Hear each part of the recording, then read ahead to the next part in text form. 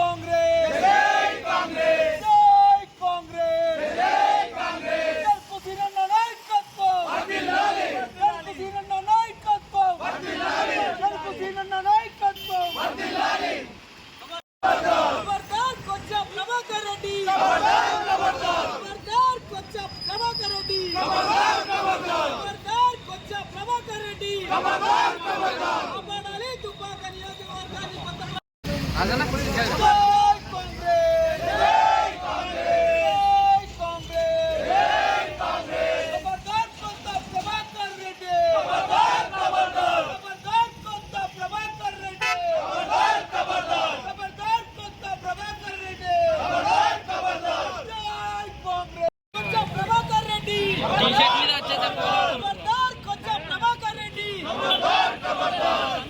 అందరాని మంచంలో జై కాపాడాలి దుబ్బాక నియోజకవర్గాన్ని కొత్త ప్రభాకర్ రెడ్డి నుంచి కాపాడాలి దళిత మంత్రులను అవమానపరిచిన ఎమ్మెల్యే కొత్త ప్రభాకర్ రెడ్డి వెంటనే. గత 10 సంవత్సరాలు తెలంగాణ ప్రభుత్వంలో ఎంపీగా ఉండి ఏ రోజు కూడా దుబ్బాక నియోజకవర్గాన్ని పట్టించుకున్నటువంటి పాపాన్ని పోలే. స్వర్గీయ రామలింగారెడ్డి ఎమ్మెల్యేగా ఉన్నప్పుడు ఈ నియోజకవర్గంలో అడుగుపెట్టడానికి భయపడినటువంటి సైకో కొచ్చా ప్రభాకర్ రెడ్డి ఈరోజు దళిత మంత్రులను అవమానపరిచే విధంగా మాట్లాడడం యావత్ తెలంగాణ సమాజం, యావత్ దళిత సమాజం అందరూ కూడా సిగ్గుపడతా ఉన్నారు. ఈరోజు కొత్త ప్రభాకర్ రెడ్డి గారు మీరు 10 సంవత్సరాలు ఎంపీగా ఉన్నటువంటి కాలంలో ఏ రోజన్నా దుబ్బాక నియోజకవర్గాన్ని పట్టించుకున్నారో ఒక్కసారి దుబ్బాక నియోజకవర్గ ప్రజలకు సమాధానం చెప్పాలని సందర్భంగా డిమాండ్ చేస్తా ఉన్నాం. ఈరోజు దుబ్బాక నియోజకవర్గాన్ని తెలంగాణ ప్రభుత్వం ముఖ్యమంత్రి రేవంత్ రెడ్డి గారి నాయకత్వంలో తెలంగాణ ప్రభుత్వం ఈ ప్రాంతాన్ని అభివృద్ధి చేయాలని చెప్పి ఈ ప్రాంతానికి ఇన్ఛార్జ్ మంత్రులను పెడితే ఆ మంత్రులు ఎప్పుడొచ్చినా దుబ్బాక నియోజకవర్గాన్ని అభివృద్ధి చేద్దామని ఇన్ఛార్జ్ మంత్రులు ఎప్పుడొచ్చినా వాళ్ళని కించపరిచే విధంగా మాట్లాడడం, వాళ్ళు దుబ్బాక నియోజకవర్గానికి నిధులు ఇవ్వకుండా వేయడం, కేవలం కొత్త ప్రభాకర్ రెడ్డి దుబ్బాక నియోజకవర్గ ప్రజలను కేవలం ఓట్లేసే యంత్రాలుగానే వాడుకుంటుండు తప్ప ఈ దుబ్బాక నియోజకవర్గాన్ని అభివృద్ధి చేయాలని చెప్పి ఎక్కడ కూడా చిత్తశుద్ధి లేదు. ఈరోజు దళితుల మంత్రుల గురించి మాట్లాడతాడు, దళితుల గురించి మాట్లాడతాడు. ఎట్లా గెలిచినావు? ఈరోజు మీ కార్యకర్తలు, మీ నాయకులు మాట్లాడుతూ ఉన్నారు, మా నాయకునికి 60,000 మెజార్టీ వచ్చిందని. ఎట్లా వచ్చింది ఆయన నీకు 60,000 మెజార్టీ? ఎన్ని పైసలు ఇచ్చినావు? నీకు ఎరకలేదా? ఓటుకు 1000-1500 రూపాయలు ఇచ్చినావు, కోడి కత్తి డ్రామా ఆడినావు. ఇదంతా ప్రజలకు తెలియదా? ప్రజలు చూస్తలేరా? ఈరోజు దుబ్బాక నియోజకవర్గానికి ప్రథమ శత్రువు ఎవరైనా ఉన్నారంటే హరీష్ రావు నెంబర్ 1, నెంబర్ 2 ఈ కొచ్చా ప్రభాకర్ రెడ్డి. కాబట్టి ఇప్పటికైనా దుబ్బాక నియోజకవర్గ ప్రజలు ఆలోచన చేయాలి.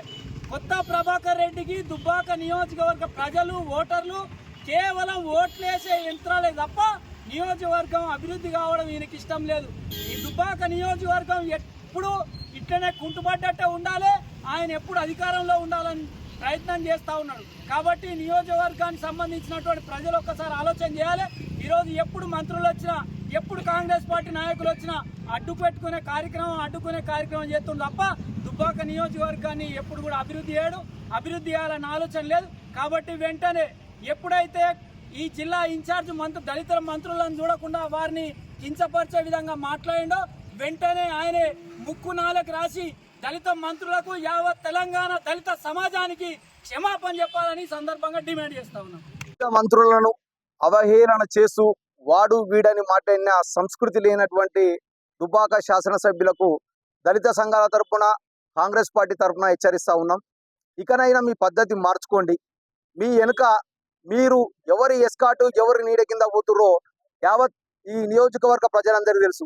ఈరోజు ఎస్సీ ఎస్టీ చైర్మన్ మా దళితుడు నీ అడుగులకు మడుగులు ఎత్తుకుంటూ నీకు ఎస్కాట్ ఇచ్చి నిన్ను తోలుకపోతా ఉన్నారు. మా దళితులే ప్రెస్ మీట్లు పెట్టి నీకు అడ్డు కవచంగా ఉన్నారు. అసొంటి దళితులపై నువ్వు అనుచిత వ్యాఖ్యలు చేస్తూ ఈరోజు నీ యొక్క స్థాయిని దిగజార్చుకోవడం చాలా బాధాకరమైన విషయం. రాష్ట్రంలో కాంగ్రెస్ పార్టీ ఎన్నో అభివృద్ధి కార్యక్రమాలు చేస్తుంటే మీ శాసనసభ్యులు కూడా వారి యొక్క నియోజకవర్గంలో అందరినీ ఆశీర్వదించి తీసుకుంటా ఉన్నారు. అన్ని కార్యక్రమాలు నిర్వహిస్తూ ఉన్నారు. ఒక దుబ్బాక నియోజకవర్గంకి వచ్చే వరకనే ఈ కార్యక్రమాలను అడ్డుకునే విధంగా మీకు ఏమి అర్థం కాక తలకాయ పనిచేయక మీరు ఏం చేస్తున్నారో మీకే అర్థమైతలే. ఈ తోటి శాసనసభ్యులు మాట్లాడలేని విషయాలు మీరు మాట్లాడుతూ ఉన్నారు. ఈ రాష్ట్రంలో నువ్వు ఒక హైప్ క్రియేట్ చేసుకోవడం కోసం, ఈ రాష్ట్రంలో నువ్వు ఒక ఉన్నతమైనటువంటి స్థాయిలో నిలబడడం కోసం ఈ రోజు దళిత మంత్రులను అలాగే ప్రభుత్వాన్ని విచ్చలవిడి మాటలతో తిట్టాలని నువ్వు ఆలోచన చేస్తా ఉన్నావు. ఇది అందరు ప్రజలు కూడా గమనిస్తా ఉన్నారు. రేపు జరగబోయే ఎలక్షన్లలో మీకు ఏ డిపాజిట్లు కూడా రాకుండా ప్రజలు మిమ్మల్ని దగ్గర కూడా రానియకుండా చేసే పరిస్థితులు ఉన్నాయని చెప్పేసి మేము తెలియజేస్తా ఉన్నాం. ఇంకోటి, మీ యొక్క అనుచరులు మీకు డప్పులు కొట్టుకుంటా మాట్లాడే అనుచరులకు నేను ఒకటి తెలియజేస్తా ఉన్నా. 2020 ఎలక్షన్లో మీరు రామలింగారెడ్డి కుటుంబాన్ని పూర్తి స్థాయిగా అంతం చేయడానికి కొత్త ప్రభాకర్ రెడ్డి గారితో ఎంతమంది స్నేహితమైనటువంటి చీకటి సంబంధాలు చేసిరో పూర్తి స్థాయి వివరాలు తెలుసు. అవన్నీ కూడా మేము బయట పెడితే ఉరేసుకొని చచ్చిపోవాల్సిన పరిస్థితి మీకు ఉంటుంది. కాబట్టి దయచేసి నోరు అదుపులో పెట్టుకొని మాట్లాడండి. లేకుంటే పూర్తి స్థాయిగా తిరిగి మీకు గుణపాఠం చెప్పాల్సి వస్తుంది. మీరు ఎక్కడున్నా కానీ యావత్ తెలంగాణ దళిత ప్రజలకు మీరు క్షమాపణ చెప్పాలి. లేకుంటే నిన్ను ఈ నియోజకవర్గంలో తిరగనిచ్చే పరిస్థితిలో లేము. ఈ కాంగ్రెస్ పార్టీ తరఫున పూర్తి స్థాయిగా దళిత సంఘాల తరఫున హెచ్చరిస్తా ఉన్నాం.